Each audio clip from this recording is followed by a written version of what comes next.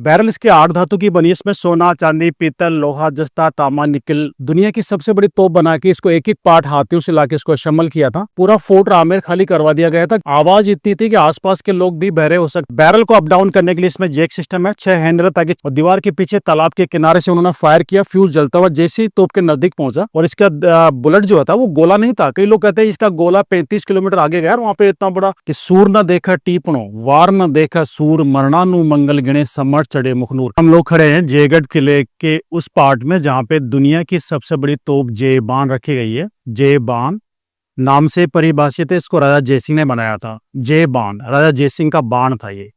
आप जयपुर में आएंगे तो कई नाम आपको जय से स्टार्ट मिलेंगे। जयपुर है, जयगढ़ है, जय बाण है, जंतर मंतर है, सारे नाम जय से स्टार्ट है। जयसिंह के नाम पे थे, राजा जयसिंह ने इनको बनवाया था। ये जय बाण तोप भी राजा जयसिंह ने बनवाई थी। दुनिया की सबसे बड़ी तोप है जय बाण। और जयपुर शहर भी राजा जयसिंह ने बनवाया था। जयपुर पहला शहर है इंडिया का जो प्लान से बनाया गया, फर्स्ट प्लान सिटी है। और उसके आर्किटेक्ट खुद राजा जयसिंह थे। जयसिंह राजा ही नहीं थे, बचपन से ही बड़े टैलेंट थे, बड़े इंटेलिजेंट थे। जब 16 साल की उम्र थी उनकी, उस समय दुनिया की 16 विदेशी लैंग्वेज पे कमांड था उनका। जब जयसिंह 27 साल की उम्र के थे, दुनिया के बेस्ट आर्किटेक्ट थे। उन्होंने जयपुर शहर खुद ने बनाया था। इंडिया का पहला शहर है जयपुर जो प्लान से बनाया गया, फर्स्ट प्लान सिटी है। और उसके आर्किटेक्ट खुद राजा जयसिंह थे। सेकंड प्लान सिटी इंडिया का चंडीगढ़ है, लेकिन उसके आर्किटेक्ट फ्रेंच थे। जब 34 साल की उम्र में थे राजा जयसिंह, दुनिया के बेस्ट एस्ट्रोलॉजर थे, दुनिया के बेस्ट ज्योतिषी थे वो। इंडिया में जो 5 जंतर मंतर है, दिल्ली, मथुरा, बनारस, उज्जैन, जयपुर, सब जयसिंह ने बनाए थे। जयसिंह बहुत इंटेलिजेंट थे। जब जयसिंह से पहले इनके पूर्वज, राजा जयसिंह के जो पूर्वज थे, राजा मान सिंह जी, भाऊ सिंह, मिर्जा जयसिंह, उनके समय में ये लोग मुगलों के साथ थे, मुगलों के कमांडर थे। लेकिन जब इनकी ट्रेटी थी कि मुगलों से इनका समझौता हुआ था, एक दूसरे के ऊपर अटैक नहीं करेंगे, एक दूसरे के रिलीजन का सम्मान करेंगे।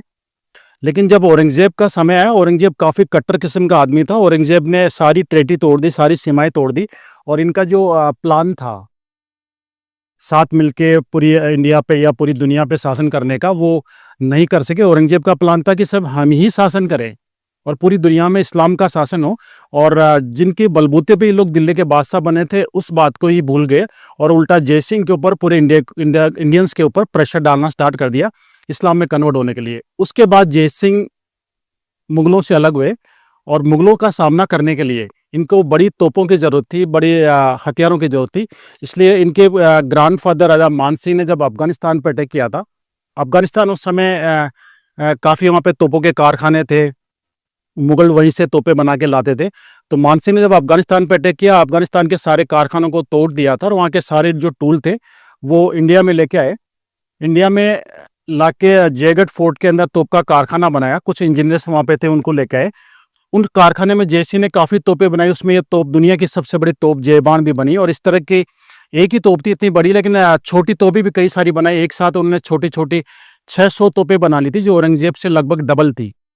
औरंगजेब का मुकाबला करने के लिए दुनिया की सबसे बड़ी तोप बना के इसको एक एक पार्ट हाथियों से लाके इसको असेंबल किया था।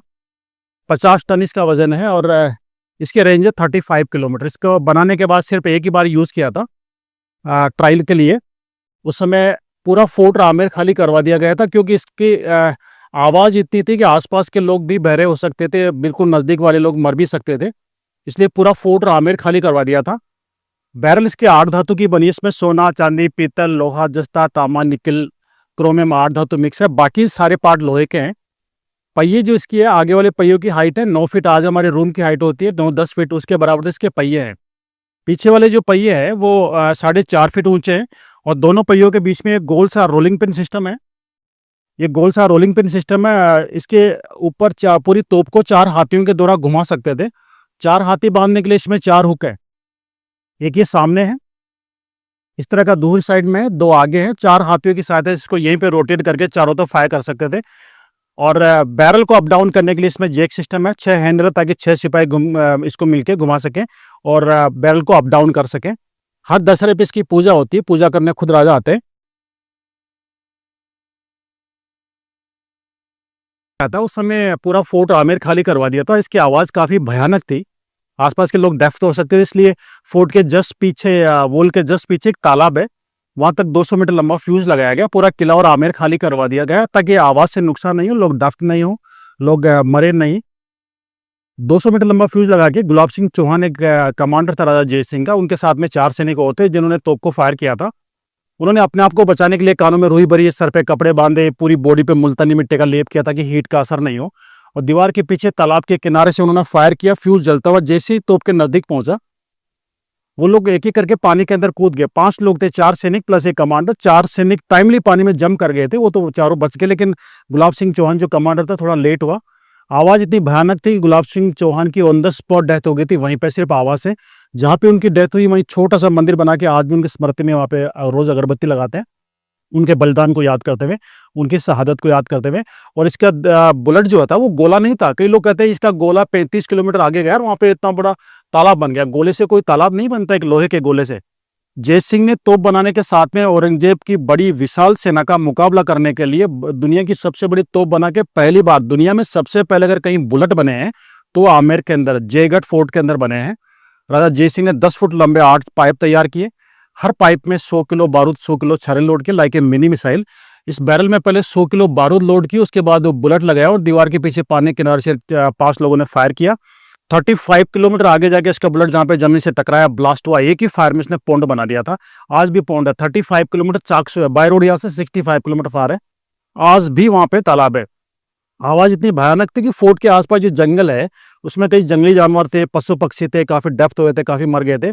और जहां जाके इसका बुलेट जमीन से टकराया और ब्लास्ट हुआ, वहां भी काफी नुकसान हुआ था। वहां पे सिर्फ आवाज से लोग डेप्थ हो गए थे और गर्भवती औरतों के बच्चे तक गिर गए थे।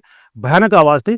इसका इतना खौफ हुआ जय सिंह तोप का कि उसके बाद औरंगजेब की बैकफुट पे आ गया था और औरंगजेब ने जय सिंह से वापस मित्रता करने की कोशिश की, लेकिन जय सिंह ने साफ मना कर दिया कि हमारे जो ट्रेटी हुई थी हमारे पूर्वजों के, उस ट्रेटी को हम निभा रहे थे। हमारे पूर्वजों ने जो वचन दिया था उसको हम लोग निभा रहे थे कि एक दूसरे के ऊपर हम हमला नहीं करेंगे, एक दूसरे के रिलीजन का सम्मान करेंगे। लेकिन हमारे रिलीजन के ऊपर, हमारे देश के ऊपर तुमने अटैक करके, रिलीजन के ऊपर अटैक करके तुमने अपनी तरफ से ट्रेटी तोड़ी है, इसलिए हम ट्रेटी से बंधे हुए नहीं है। इसलिए जय सिंह ने फिर वो ट्रेटी तोड़ी और औरंगजेब का मुकाबला करने के लिए इतना पावर अपना बढ़ाया। उसके बाद जय सिंह ने औरंगजेब को लेटर लिखा था, 3 दिन का समय दिया था, और उसमें यह भी लिखा था 3 दिन का समय भी मैं इसलिए दे रहा हूं कि हमारे बीच में मित्रता रही थी।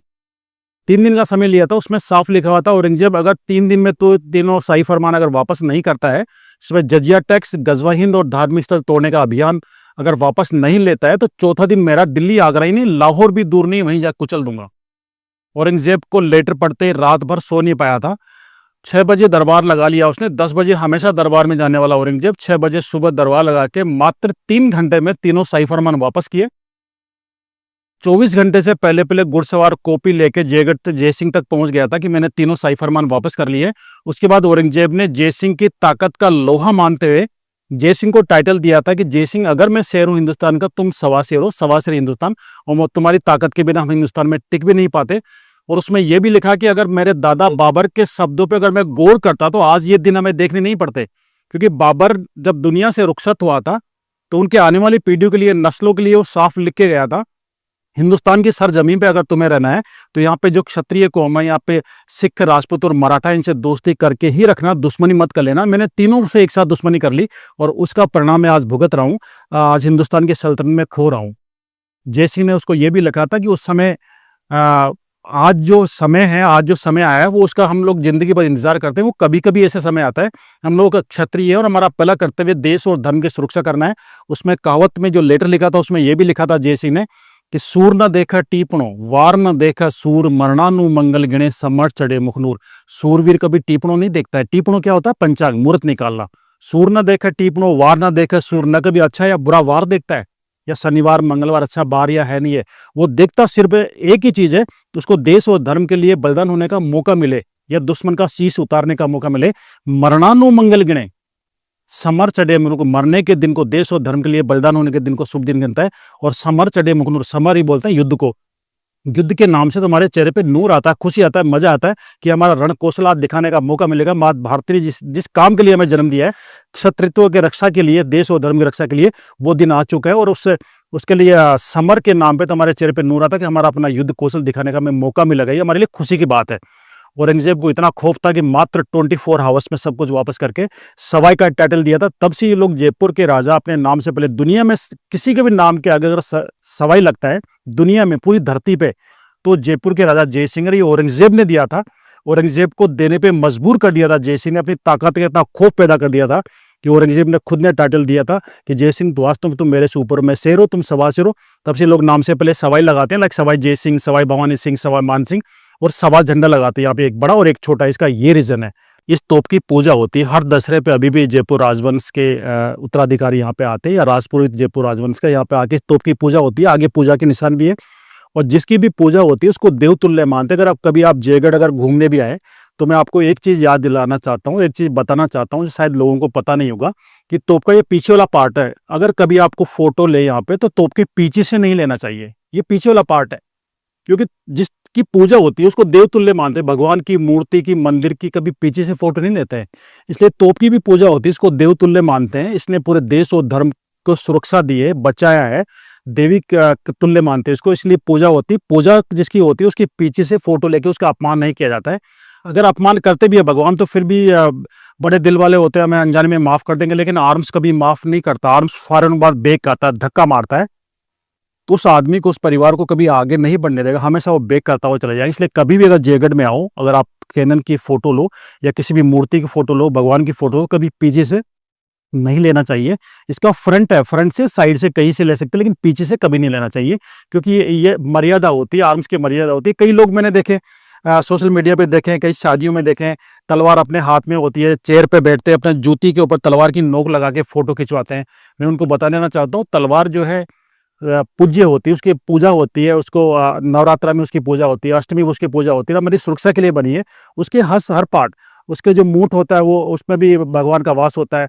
उसके नीचे वाली जो नोक होती है उस पर कुल देवी का वास होता है। बीच के अंदर जो धार वाला पार्ट होता है उसमें काली का रूप होता है। तो उसको आप पैर लगा के सामने बैठ के उसके क्या साबित करना चाहते हैं, वो जो आपकी कुल देवी है उसके आप पैर लगा रहे हैं। इसलिए कभी भी किसी आर्म से, चाहे वो गन हो, चाहे वो तलवार हो, कभी भी पैर नहीं रखना चाहिए उसको। मैं आपको इस चैनल के माध्यम से बताना चाह रहा हूँ।